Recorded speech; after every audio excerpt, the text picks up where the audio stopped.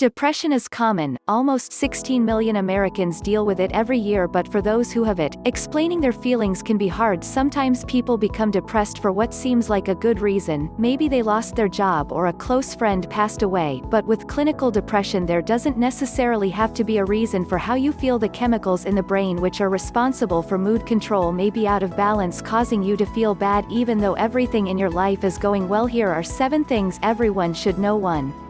Prevalence of depression. While anxiety disorders are the most common mental illness in the U.S., depression isn't far behind.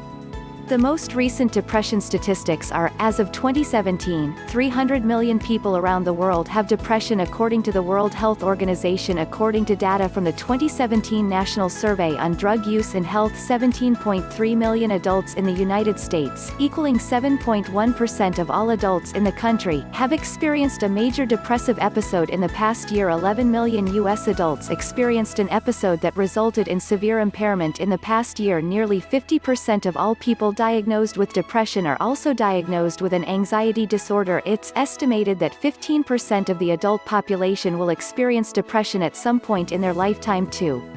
Signs and symptoms of depression. Depression varies from person to person, but there are some common signs and symptoms. It's important to remember that these symptoms can be part of life's normal lows, but the more symptoms you have, the stronger they are, and the longer they've lasted, the more likely it is that you're dealing with depression. 9 common symptoms of depression: persistent feelings of sadness or an empty mood, feeling irritable and restless, feeling anxious, hopeless, or helpless, loss of interest in activities you once enjoyed, decreased sex drive, low energy or feelings of fatigue, trouble with concentration, memory, and decision-making, changes in appetite, weight, and sleep patterns. Physical symptoms: headaches, digestive issues, body aches and pain that don't subside with treatment.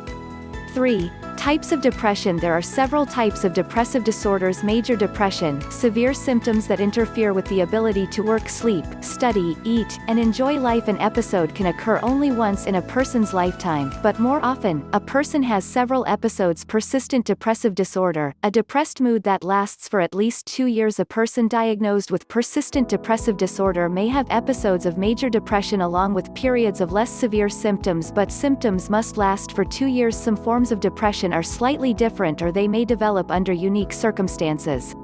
They include psychotic depression, which occurs when a person has severe depression plus some form of psychosis, such as having disturbing false beliefs or a break with reality, delusions, or hearing or seeing upsetting things that others cannot hear or see, hallucinations. Postpartum depression, which is much more serious than the baby blues that many women experience after giving birth, when hormonal and physical changes and the new responsibility of caring for a newborn can be overwhelming. It is estimated that 10 to 15% of women experience postpartum depression after giving birth. Seasonal affective disorder, SAD, which is characterized by the onset of depression during the winter months when there is less natural sunlight. The depression generally lifts during spring and summer. SAD may be effectively treated with light therapy, but nearly half of those with SAD do not get better with light therapy alone. Antidepressant medication and psychotherapy can reduce SAD symptoms either alone or in combination with light therapy. Bipolar disorder is different from depression. The reason it is included in this list is because someone with bipolar disorder experiences episodes of extreme low moods, depression, but a person with bipolar disorder also experiences extreme high moods, called mania. 4. What causes depression? Many things can lead to clinical depression.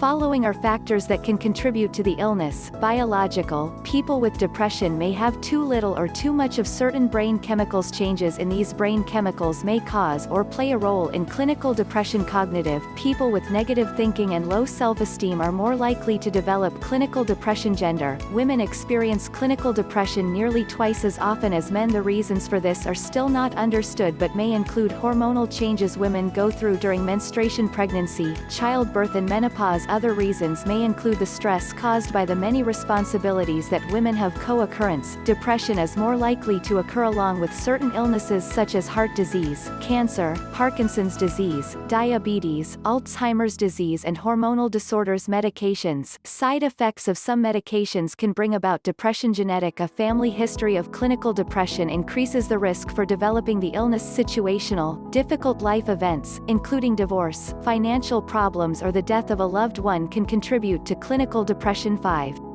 Depression test. There isn't a single test to diagnose depression, but your doctor can make a diagnosis based on your symptoms and a psychological evaluation. In most cases, your doctor will ask a series of questions about your moods, appetite, sleep pattern, activity level, and thoughts. Because depression can be linked to other health problems, your doctor may also conduct a physical examination and order blood work. Sometimes thyroid problems or a vitamin D deficiency can trigger symptoms of depression. Don't ignore symptoms of depression. If your mood doesn't improve or gets worse, seek medical help. Depression is a serious mental illness with risks of complications if left untreated. Complications include weight gain or loss, physical pain, substance use problems, panic attacks, relationship problems, social isolation, suicidal thoughts, self-mutilation. 6.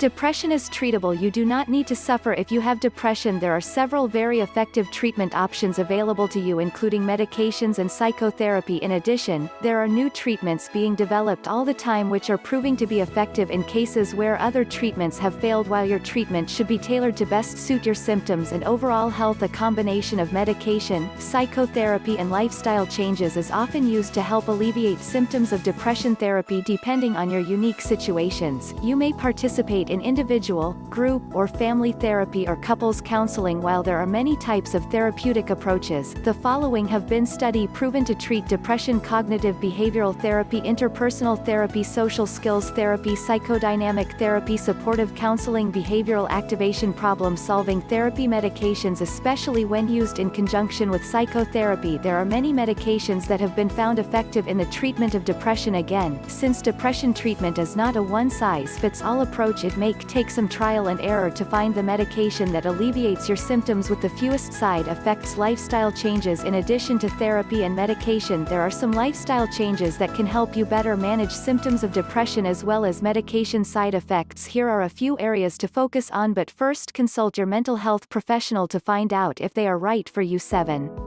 Preventing depression. Depression isn't generally considered to be preventable. It's hard to recognize what causes it, which means preventing it is more difficult. But once you've experienced a depressive episode, you may be better prepared to prevent a future episode by learning which lifestyle changes and treatments are helpful. Techniques that may help include regular exercise, getting plenty of sleep, maintaining treatments, reducing stress, building strong relationships with others. Thank you for watching my video. If you like my video, please subscribe to my channel.